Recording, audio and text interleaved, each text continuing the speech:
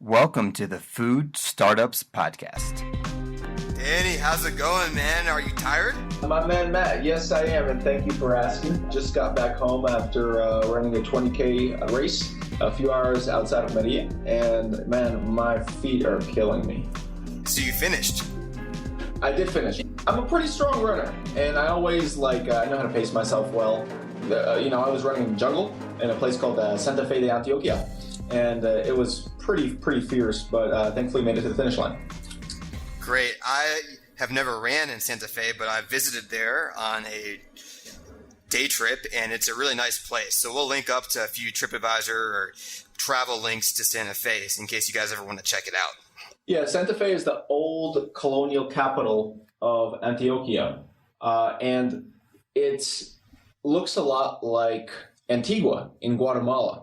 Whitewashed houses, brick, kind of stone streets, stone paved streets. And it also happens to be around sea level in altitude.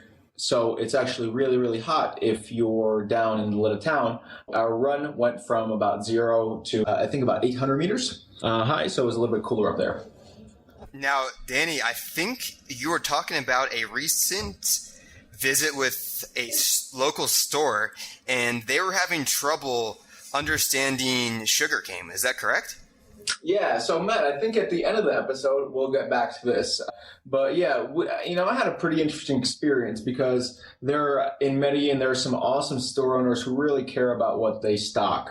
And sugar came up. And sugar actually is not as simple as it sounds because there are lots of different types of sugars, and that gets to the refining process. So Matt and I will have a little Q&A at the end where we'll talk to you about what exactly raw sugar is and what these modified sugars that you buy in stores often are. And I'll mention the most important tip that is very tough to find on packaging, but it's the best way to know. Matt, what's new this week, man? You got anything going on? Any news to share on just how business is? Any new tools you're using? Good things, bad things? I am using a really great project management tool called Asana, A-S-A-N-A. For me, I was always using a 37 Signals, which they changed their name to Basecamp, and they didn't have it anymore. So basically, my online to-do list was taken off. So now I'm using Asana, and I'm quite happy with it. For me, I have an iPod Touch, and I have my laptop, and I like to have just to-do lists that I sync between my devices. So if I save it in one place, it saves in the other. And then the other big thing for me is setting reminder. Cool. So Asana, let me ask you a question about Asana. Is Asana free? It's free up to a certain point. So I'm working up to like 2 or 3 users and maybe 3 or 4 to-do lists. I've started to believe in paying for my services because I know they'll be around for a while. This is something I've heard from lots of people, that they really support good services and they want to pay for them, because I used to use this thing called Simple GTD for getting things done. And simplegtd.com also went away just because it was a small passion project by somebody who wasn't making any money, and it worked really well. Backpack, which I had before, was actually a paid tool, and it actually went away. But I still think what you're saying is true in general. Gotcha. Cool, man. Well, one thing I wanted to share with the readers and listeners is that, man, I've been using Pomodoros like whoa lately. Pomodoros, for folks that don't know, is it's kind of a productivity technique around timing your work sessions and breaking them up into segments. And the segments are generally split up into 25 minutes of work followed by 5 minutes of rest. That would be what we would call one cycle, and then you would repeat over and over and over again. And what that does is actually let you kind of stay energized for a longer period of time and not get burnt out. And, it was a result of research that found that this was the best way to work in terms of conserving energy and staying productive. And, I've never been a huge believer in it, but I have a good friend who lived with me for a while, and he's trying to get Pomodoros and the Pomodoro technique into lots of people's workflow, into co-working spaces, things like that. My buddy Idauso, who runs a website called producerati.com. And so I've been working it, man, and it's been going great. And, I think it's good because I think in the food business, it's easy to get overwhelmed, and I've been able to kind of manage my tasks the last week very well.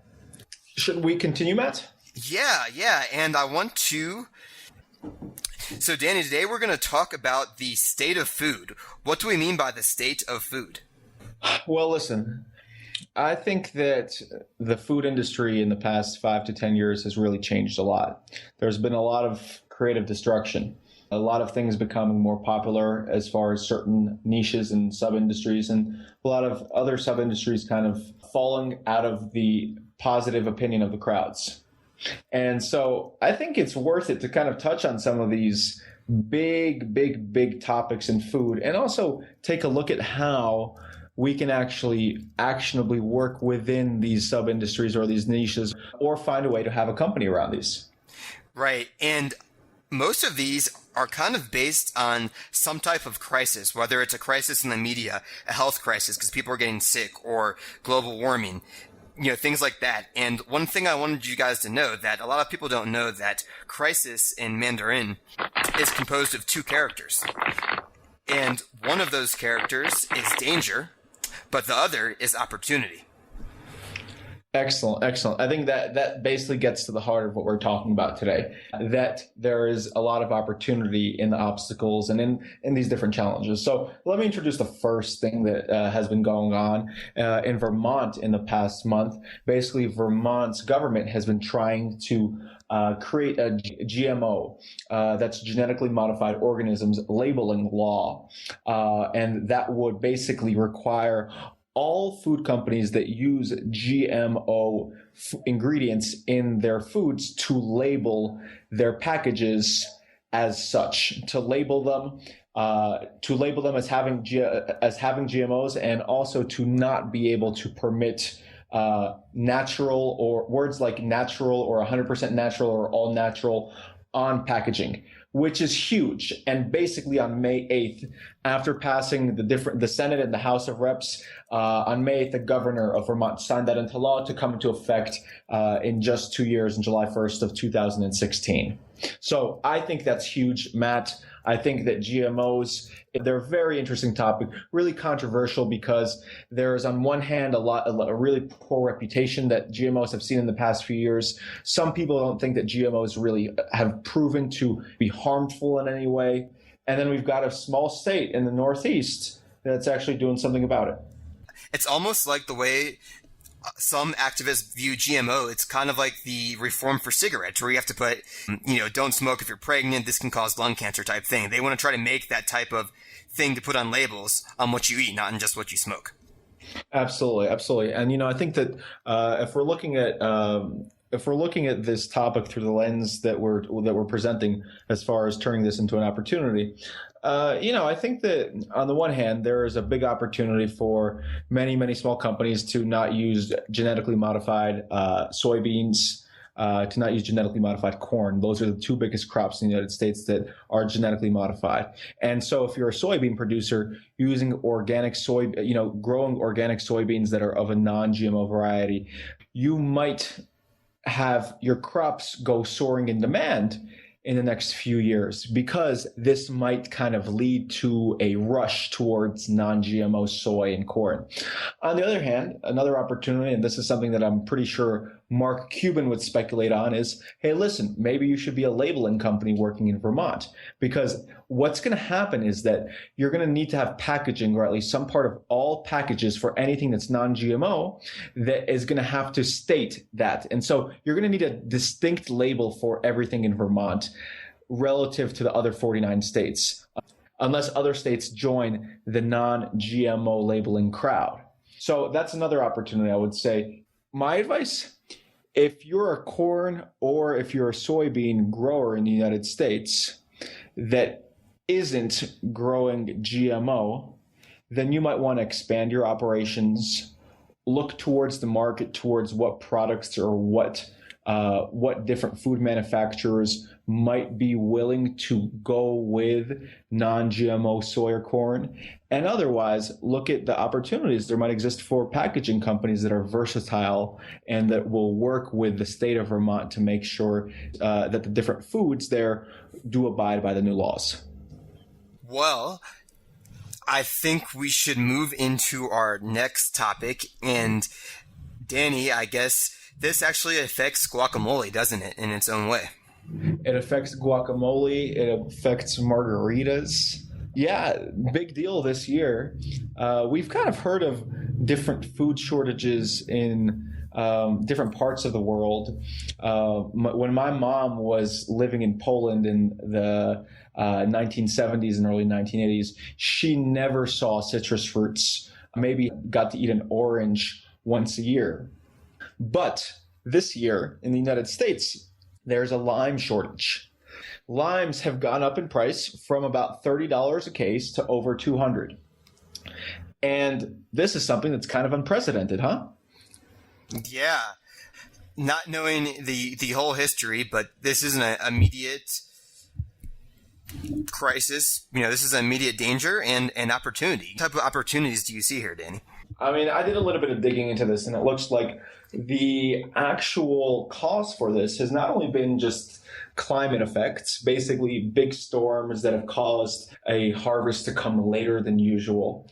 It's also been because of disease, which might be around to stay. But then it's also been because of things like Mexican cartels, where 97% of the U.S. limes, the limes that we normally get, are almost always grown from Mexico.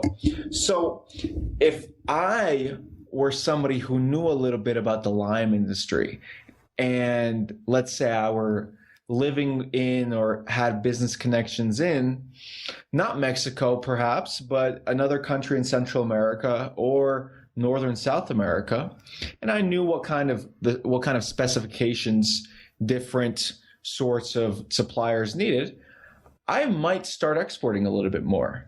I might make sure that the crop that I have is something that the U.S. would kind of accept.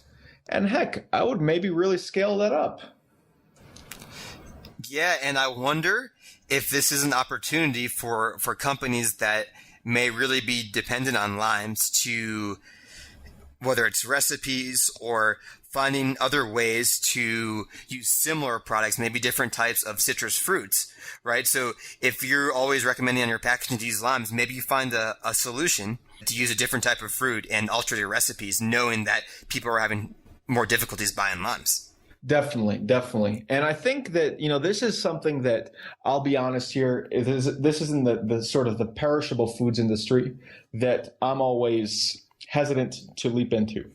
But if you know how to get involved in a supply chain, and if the margins, price difference is huge, going from something that's $30 or $40 a case to $200, that means, listen, if your shipping costs are still really, really high, but you know how to export a container from country A to the United States, then, it might really, really be worth your time. And in the meantime, you might actually be helping different restaurants. And, so I would say, Matt, I mean, I realized that I wasn't speaking so much to what you're saying because I'm thinking about perishable foods in a way, being a supplier in one of these countries.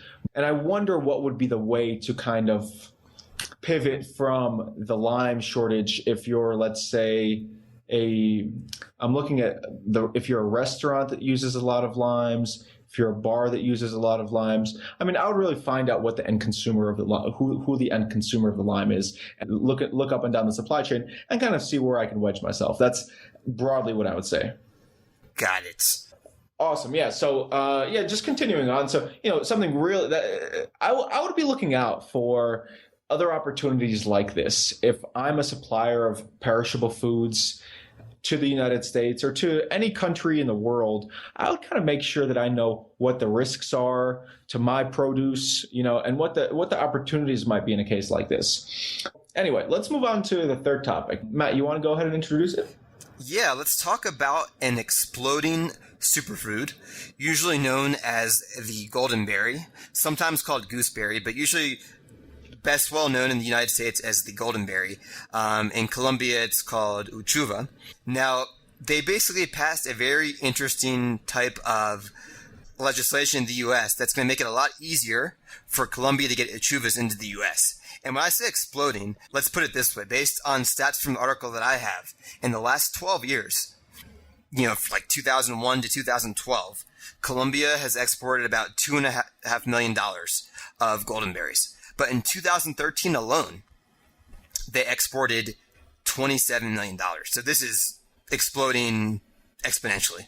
So to take, we're talking about the fresh uchuva, the fresh fruit, to bring it into the U.S. When it gets to the U.S., you can't just have it checked in really quickly. It has to stay, like 34 degrees Fahrenheit, like 1.1 degrees Celsius tank for 14 days. It's like a quarantine, which is really expensive, and it's there for 2 weeks while the FDA examines before it enters the country. So it's basically expensive and complicated is the way to put it. And they're basically taking off that restriction, and it's going to be in the next couple months. They're not sure exactly when. Very soon, it's going to be a lot easier for them to get uchuvas and a lot cheaper and faster to get them into the U.S. And that's huge, man. So what's the opportunity there for someone who's in the United States or someone who's in Colombia? Growing uchuvas, investing in growing uchuvas in Colombia, or becoming a distributor. Because one thing I learned from a mutual friend of ours is if you're exporting fresh fruit to the U.S., they generally pay you on commission, but you really need to be there. So what I mean by that is you may not have to grow it, but you could kind of pick a market, move there, import and distribute the goldenberries. And by being there, what you avoid is if you're in another country, they can say, if it sells, it's great, right? But let's just say they don't sell and it goes bad. They'll say, 40% of what you sent me was rotten when it was really only 10%, but you have no way of proving it, so they don't pay you. But if you have someone there signing things, taking photos, and distributing in a certain region of the U.S., I think there would be an opportunity there. Definitely. I think that's pretty cool.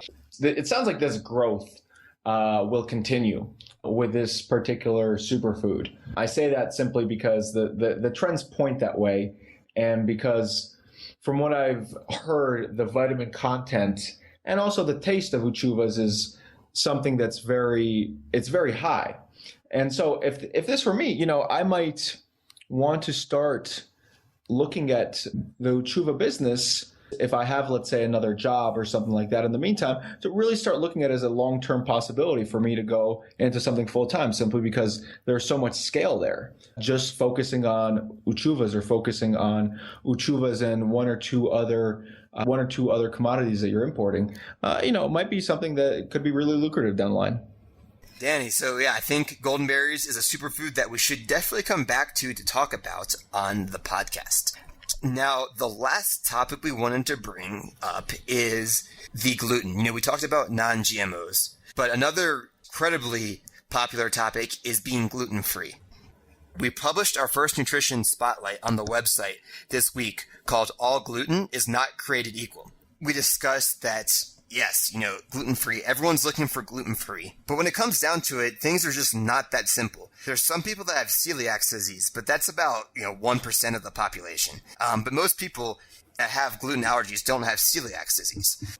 We kind of explored some interesting things. So when people make gluten-free versions of traditional wheat foods like bread and stuff, it can often end up being really, really unhealthy because it's going to have a combination of like cornstarch, tapioca, potato starch, ironically a lot of like GMO type ingredients. So yes, they manage to be gluten-free. They end up, spiking blood sugar and potentially having GMOs. Yeah, really interesting, Matt. I think that the gluten conversation is a fascinating one. It's a big one. It's a big one in the United States and in Europe. You hit it kind of right on the head that the actual percentage of the population that has celiac disease is pretty low. But a lot of people have opted to reduce gluten in their diet in the past few years. Sometimes it's a carbohydrate thing. Sometimes it's their reaction to what people are kind of these days calling, and what you mentioned in your article, that, GMOs might be what is affecting people negatively. And so, Matt, I think that you clear up a really big misconception here, that folks went from not knowing what gluten is to making sure that they ask every single restaurant they go to if there's gluten in this or gluten in that. It's a trend. And so being able to understand what gluten actually causes and what might be some products that don't have gluten but might also be unhealthy for these things, really, really, really important stuff. So what do you think is the opportunity here coming from what you said? You talked about ancient grains, and there are a lot of ancient superfoods out. Maybe there's a way to market high protein ancient grain in a way that Kamut has done very successfully. Or, what are the other takeaways for our listeners? Well, yeah, Dana, I think it's right there. I think, you need to be able to find a way to distinguish whether you have ancient or modern wheat. And maybe, like they talk about labeling non-GMO, GMO-free, right? So maybe there's a way to education, and it's going to be, find a way to distinguish like an ancient wheat, which is higher in minerals, from a modern wheat, and a way to do that on the packaging and create like a uniform way to market these types of foods.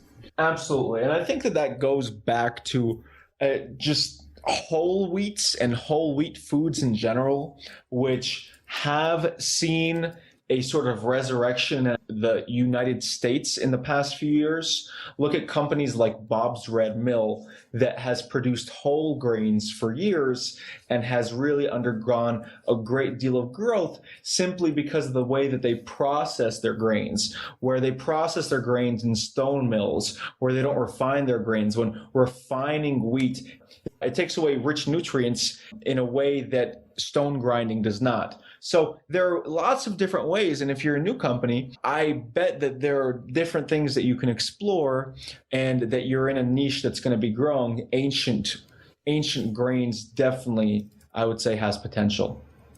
Fantastic. Well, guys, we promised you a teaser today. And Danny, we talked about sugarcane, how a lot of people are confused about sugarcane. And you find like turbinado sugar in Whole Foods. People say they have evaporated cane juice. Trader Joe's was sued for saying they had evaporated cane juice, and it wasn't really that.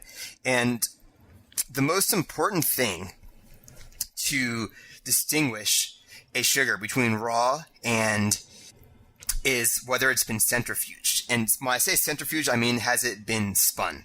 What you find is a lot of raw sugars, or what they classify as raw, like turbinado would be one of them, is actually spun. And so what happens? Because it's spun, because it's centrifuged, it ends up being 99% sucrose. And the spinning process eliminates almost all of the natural minerals in sugarcane. Like a lot of people don't know that molasses comes from sugarcane, which, while it doesn't taste very good, is extremely, extremely high in magnesium and calcium, arguably the two most important minerals that you can have.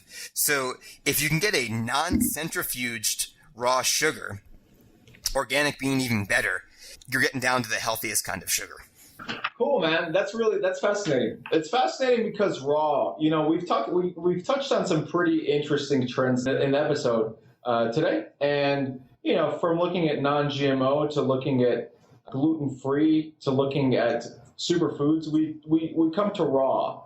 And man, raw sugar is different from the sugar cane that we see in stores. And when people say raw sugar on the back of the ingredients, so what you're telling me, it sounds like, is that raw sugar or sugar in the raw, I know there's that brand in the United States, and to be honest, I'm not sure what they do, but it just comes up. But that might not be actual raw uncentrifuged sugar.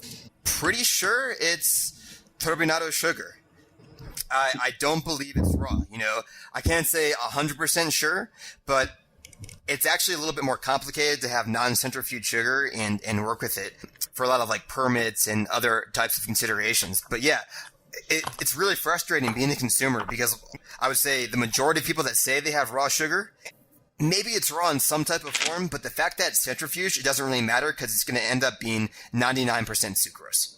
Gotcha. And so that's really interesting because, if we look at sugar, refined sugar is something that people think is white, and then the good sugar is brown. But it's it's really easy to add coloring to sugar. It's easy to put back a certain percentage of molasses. I think turbinado sugar is sugar that has been sort of refined, and then some of the nutrients and some of the unrefined stuff is put back in. And there's all this stuff, and it's not really transparent to me. It's I'd like to think that I can kind of recognize what's good for me, that I can kind of look at the ingredients that I'm eating and say, hey, all right, this is going to be awesome. But hey, man, I'm finding out today that the rawest sugar is stuff that we're not really eating. We're not really getting. We think that what is raw sugar in the ingredients of, let's say, a granola isn't actually raw, and that's fascinating. Yeah, and I'm going to be opening in the coming months as I get more established, but I'm really trying to work, listeners, with actual non-centrifuge, organic, truly raw sugar. And education, lack of awareness, identity problems. These are all things that I'm facing right now. And I think it's really important for people to understand this. And education of these types of things aren't easy. I mean, Kamut, they're still battling the ancient versus modern grains, and they're a huge company. So it's nothing easy. But I think the most important takeaway is to know that what may or may not be considered raw that you find, most of it is going to be centrifuge, and it's not going to be that healthy or marginally more healthy than regular refined white sugar. Definitely. All right. Well, Matt, dude, thanks a lot for sharing. That's one, excited to hear more in the coming months, and two, great to hear just about what some of these differences are as we continue to kind of unravel some of the non-transparencies in the food industry. And so, listen, thanks for the great episode, and I hope our listeners get to understand a little bit about the state of food. This will be a series that we'll be coming out with in the coming months. Sounds great. All right, guys. Take care. Thanks so much for listening. And as always, if you have any questions or comments, find us online at foodstartupspodcast.com.